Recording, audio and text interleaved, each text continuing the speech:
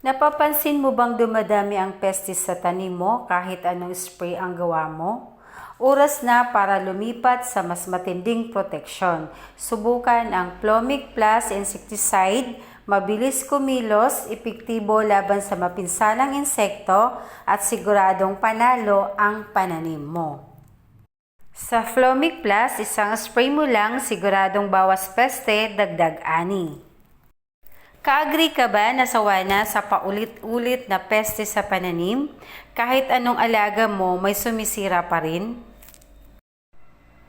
Huwag pong hayaang maubos ang puhunan mo, ito na ang solusyon, Flomix Plus.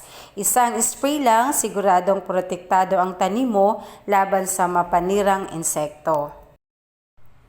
Ang Flomic Plus insecticide ay mabisang pamatay at pangkontrol ng iba't ibang klase ng peste tulad na blossom thrips, mites, leaf miner thrips, melon worm, diamond back moth, leaf folder, fruit and shoot borer, tapos po aphids, tapos seed fly, saka army worm at iba pang mga insekto. Leaf hopper mga kaagri, kaya din po ni Flomic Plus. At alam nyo din po ba na si Biter Flomic Plus ay pwede po sa mga crop ng banana, pineapple, watermelon, papaya, strawberry, pwede din siya sa cabbage, eggplant, onion, potato, tapos tomato, pwede din po siya, mango, saka ornamentals at iba pang crops. Pwede din po siya sa palay.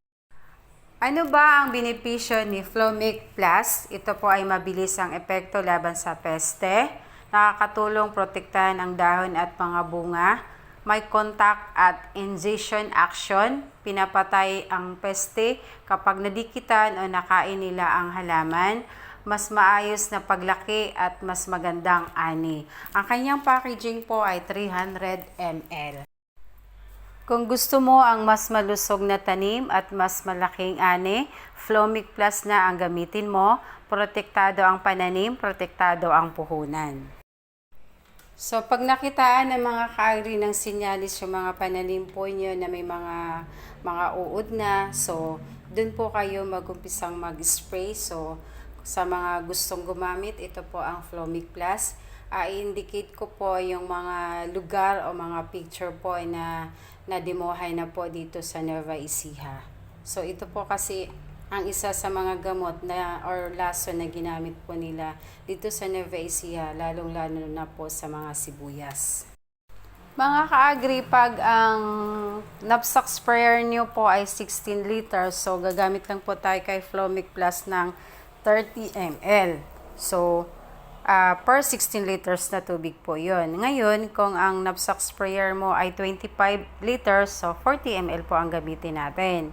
So, kung drum naman po na pang 200 liters po, so 500 ml po ang gamitin po natin na Flomic Plus. Pag gulay naman po mga kaagri ang tanim po nyo, tapos 16 liters na knapsack ang gamit po nyo, so, 20 to 25 ml lang po ang Flomic Plus na i-spray po natin. Tapos, kung 25 liters naman na knapsack po ang gamit nyo, so, doon lang po tayo sa 30 to 35 ml po per 25 liters po. So, kung drum naman po ang gagamitin po natin, 200 liters, so, gagamit lang po tayo ng 250 ml. Kainaman po dito, wala siyang burning effect po yung Flomic Plus.